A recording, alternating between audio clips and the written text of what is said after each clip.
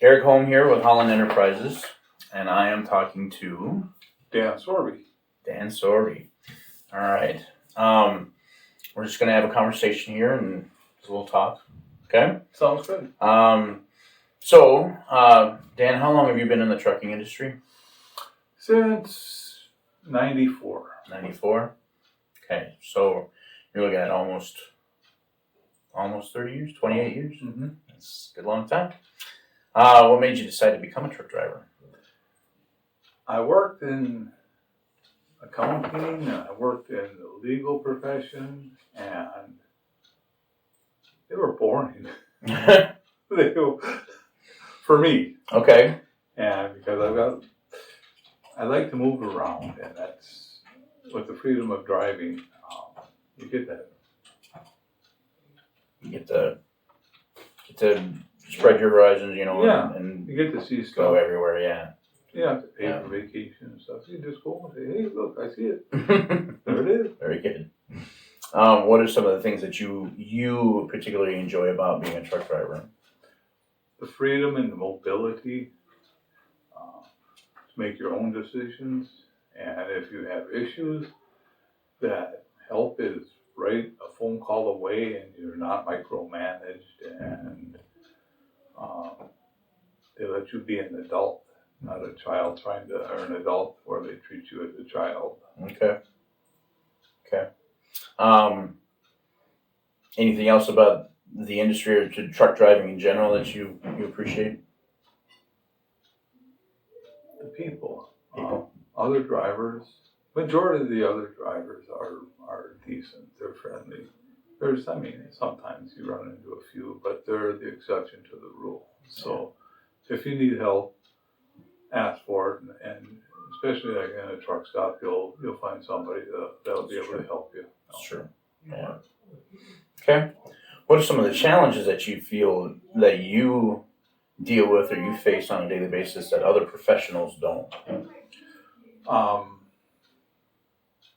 Our regulations that were encountered, like the hours of service, and I understand that for safety reasons. Sure. And some of the other challenges are we're not a 9 to 5 job. It's from start to finish within our time frame, within a 24-hour period. You just have to acclimate yourself to that. You have to kind of work when it's necessary to Right. work. Right. And if the weather is bad, you don't stay home and watch it rain out. Cozy up, yeah. Yeah.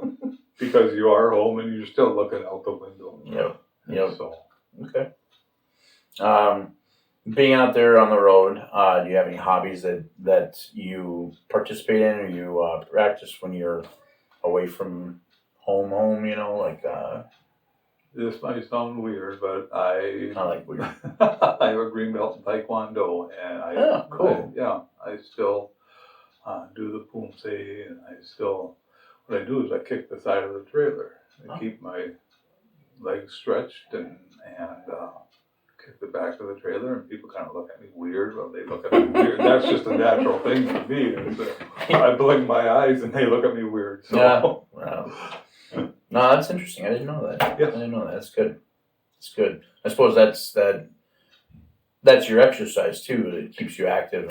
Actually, for my exercise, they took the passenger seat out, and I put in my bicycle. I have a bike trainer in there, and it sits diagonally in there, and I spin on that, and then I have a rise, and I think it's a 6-inch rise. I put the front wheel in, and it's like going up a hill the whole time, and it adds to the cardio and stuff like that.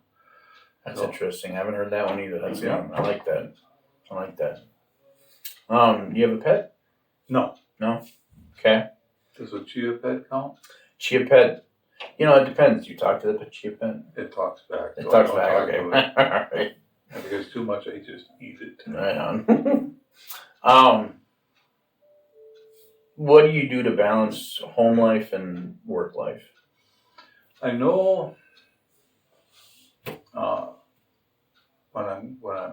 when it's time to come back for time off, Holland will do everything possible to get you back. It's not always possible, but I can count in the time that I've been here on one hand where they haven't been able to get me back when I not really needed to be either, because like for doctor's appointments and stuff, I have never missed one. Never missed one. That's good. And they're real good about that. And as far as home time, it's just me, so I go visit relatives, or I just get in my car and it's kind of like catharsis, just go. Okay. Because when you have a Jetta, you can go real fast legally in a short time. So you've been working for Holland Enterprises for how long?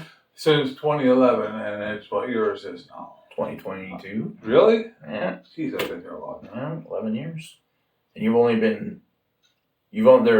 only been five times that you haven't been able to get home? Yeah. And when you wanted to? Not really when I want to. I want to go fishing is what I wanted to do. Oh, I mean, it wasn't, okay. well, I guess it kind of was life or death because I wanted to kill the fish. What are some of the changes in the industry that you feel are positive? Believe it or not, the electronic logs, they really... Why? Why is that for you? Why is that a positive? Because you're not going to be coerced into doing something that's going to be dangerous. And I remember back, it was back in the early 2000s, I was in Kentucky, and there was a tractor trailer and pickup that collided. And 5 people in the pickup burned up. And the investigation showed that the driver was about 8 hours over on his So the rest of us are going to be upstairs. So it's a safety issue. Cover drivers And, coming in. it comes down to it, as far as I'm concerned, if safety is what it's about. You can always reschedule a pickup or delivery, but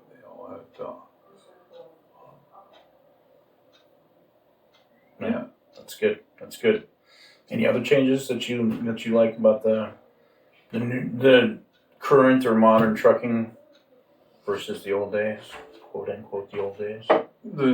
As far as like the trucks and stuff, get the cool stuff, like the XL, Sirius XL, and the old days.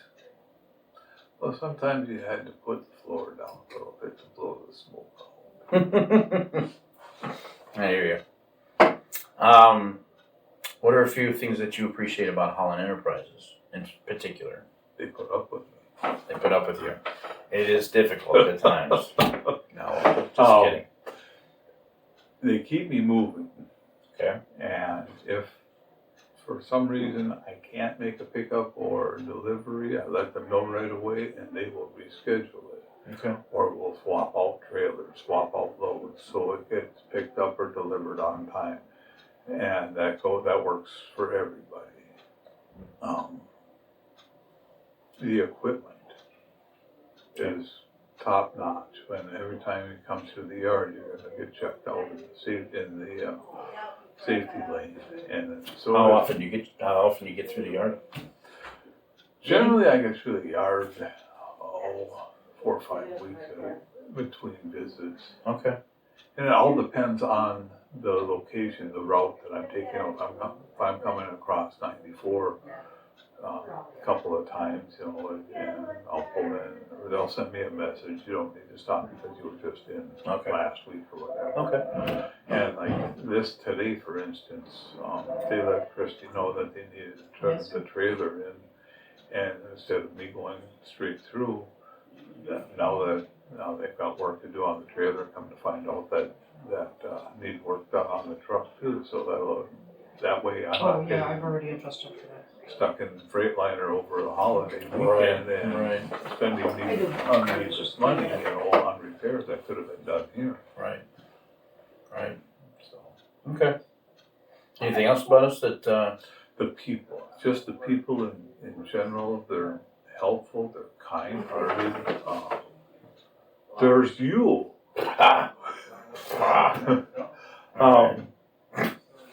Pull my pants up here.